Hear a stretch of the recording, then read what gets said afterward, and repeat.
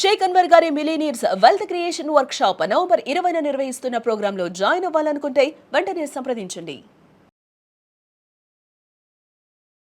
నమస్కారం ఉమా గారు.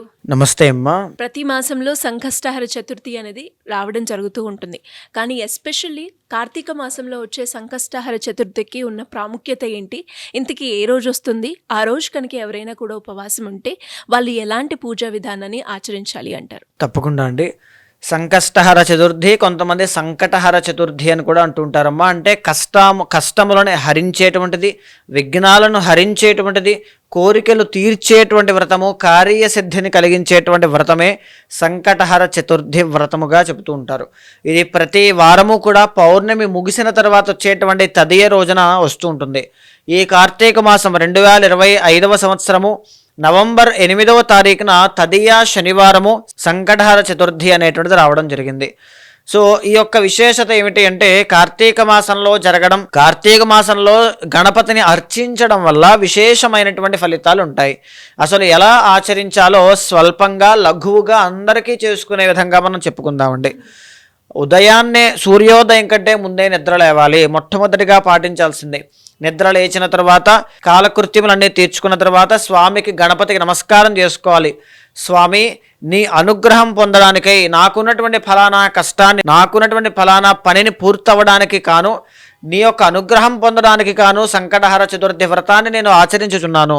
ఈ యొక్క వ్రతాన్ని కూడా ఆచరించేటువంటి క్రమంలో నాకు ఎలాంటి ఆటంకములు కలుగు చేయకుండా నువ్వే కాపాడాలి స్వామి అని నమస్కారం చేసుకుని, సంకల్పం చేసుకుని ఆ రోజంతా కూడా ఉపవాసం ఉండాలండి.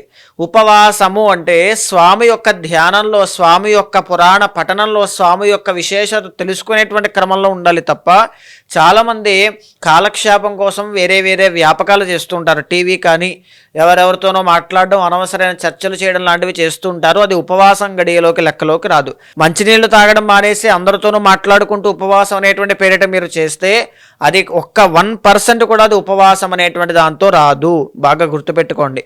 ఉపవాసము అంటే శరీరం నిలబడడానికి, అంటే మరీ కడుపు నిండా తినకుండా శరీరం నిలబడడానికి, సత్వగుణంతో ఉండడానికి, సాత్విక ఆహారం లిమిట్గా మనం తీసుకుని భగవంతుణ్ణి అర్చన చేయడానికి కానీ ధ్యానం చేయడానికి కానీ ఎక్కడా కూడా మనం తీసుకున్న ఫుడ్ మనకి ఇబ్బంది కలగజేయకూడదు. అంటే డైవర్షన్స్, డిస్ట్రాక్షన్స్ చేయకూడదు. ఉదాహరణకి కారము, ఉప్పు లాంటి పదార్థాలు ఎక్కువగా తింటే కోపము కానీ, రజోగుణము కానీ, ఈ తమో గుణం కానీ ఎక్కువగా వస్తుంటాయి. నిద్ర రావచ్చు, కోరికలు రావచ్చు, కోపము రావచ్చు, క్రోధం రావచ్చు.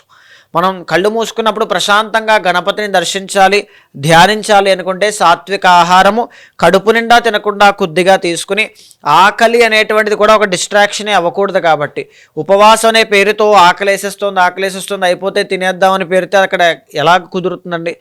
ఉపవాసం అనే పేరుతో ఖాళీ కడుపుతో ఉండకుండా మంచినీళ్ళు, పళ్ళు, పలహారములు, సాత్విక ఆహారం తీసుకుంటూ చంద్రోదయం అయ్యేంత వరకు, అంటే చంద్రుడు ఎప్పుడు వస్తాడు? సూర్యాస్తం అయిన తర్వాత సాయంత్రం చంద్రోదయం అవుతుంది. అప్పటి వరకు వెయిట్ చేసి అప్పుడు మళ్ళా ఒకసారి తలస్నానము చేసి స్వామివారికి గరికతోనూ, బెల్లముతోనూ, తర్వాత తెల్ల జిల్లేడు పుష్పములతోనూ, ఎర్ర గన్నేరు పుష్పములతోనూ స్వామిని అర్చించాలి. సుముఖశ్చ ఏకదంతశ్చ కపిలో గజకర్ణిక లంబోదరశ్చ వికటో విఘ్నరాజో గణాధిప ధూమకేతురు గణాధ్యక్ష పాలచంద్రో గజానన వక్రతుండ శూర్పకర్ణో హేరంబ స్కందపూర్వజ. ఇవన్నీ కూడా 16 నామాలండి. ఈ 16 నామాలు వివాహానికి ముందు కానీ, ఏదైనా పని చేయడానికి ముందు కానీ, యుద్ధానికి ముందు కానీ, విద్యారంభానికి ముందు కానీ, ఎవరినైనా వాగ్వివాదానికి వెళ్ళేటప్పుడు కానీ, ఈ పని ఖచ్చితంగా పూర్తయిపోవాలని దానికి ముందు కానీ చదివినట్లయితే, కనీసం 16 సార్లు చదివినట్లయితే ఖచ్చితంగా విజయాన్ని సాధిస్తారు అని గణేష పురాణం చెప్పింది.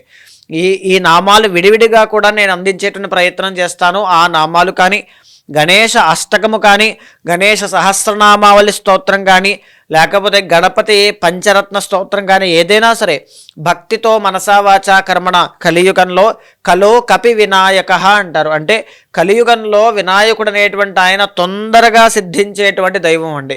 చాలా ఇమీడియట్ రిజల్ట్స్ అనేటువంటివి గణపతి యొక్క ఆరాధన వల్ల వస్తాయి. సో చంద్రోదయం అయిన తర్వాత గణపతికి 21 ప్రదక్షిణాలు చేయాలి. వ్రతంలో భాగంగానేనండి. 21 గుంజిళ్ళు తీయాలి స్వామి ప్రసన్నుడు అవ్వడానికి. తర్వాత గణపతి యొక్క వ్రత కథను చదివిన తర్వాత కథాక్షతలు ధరించి మంత్ర పుష్పం అనేటువంటిది సమర్పించి ధూప దీప నైవేద్యాలు సమర్పించిన తర్వాత సాత్వికమైన ఆహారం భోజనంగా తీసుకుని మళ్ళీ సూర్యోదయం అయ్యేంత వరకు ఆయన మీద భక్తి ప్రపత్తులతో ఉండాలి. ఇది సంకటహర చతుర్థి యొక్క వ్రతాన్ని లఘువుగా క్రమంగా ప్రతి ఒక్కరూ చేసుకునే విధంగా చేసుకునేటువంటి విధానం అండి.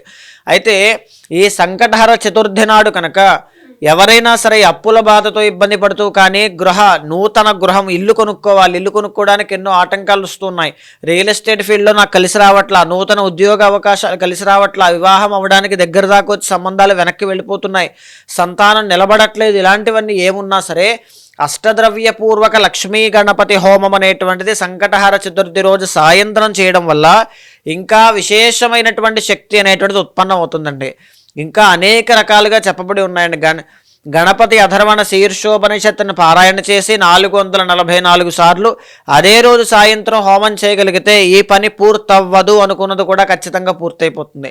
అంతటి శక్తివంతమైన రోజు, అంతటి శక్తివంతమైన మంత్రాలు కూడా గణపతి యొక్క విద్యల్లో చాలా ఉన్నాయండి. సో ముఖ్యంగా ఇంట్లో ఉండేటువంటి గృహిణీలు కానీ, ఇంట్లో ఉండేటువంటి సువాసినీలు కానీ ఎవరైనా సరే ఈ వయసుతో సంబంధం లేకుండా చేసుకునేటువంటి గొప్ప వ్రతం ఏంటి అంటే సంకటహర చతుర్థి వ్రతం అమ్మ. అది ఈ మాసంలో, కార్తీక మాసంలో చేసుకోవడం వల్ల గణపతికి కూడా విశేషమైనటువంటి ప్రసన్నత గణపతి ద్వారా మనకు లభిస్తుంది. సంకష్టహర చతుర్దశి రోజు ఎస్పెషల్లీ ఎవరైనా కూడా పూజ చేసే సమయంలో ఈ మంత్రజపం చెయ్యాలి అనుకునే వాళ్ళకి ఏ మంత్రజపం చేస్తే బాగుంటుందంటారు? తప్పకుండా అమ్మ.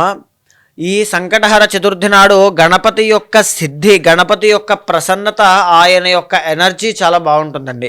చేయడానికి అనేక రకాల మంత్రాలు ఉన్నాయండి. పురాణంలో, వేదంలో ఎక్కడెక్కడో ఎవరికీ తెలియని మంత్రమే మనం చేయాలి అనేటువంటిది ఏదీ లేదు. అందరికీ తెలిసినటువంటి మంత్రమే ఓం గం గణపతయే నమః అనేటువంటి మంత్రమే అసలు స్వామివారి యొక్క మూల మంత్రం. ఆ మంత్రం అందరికీ తెలిసిందే.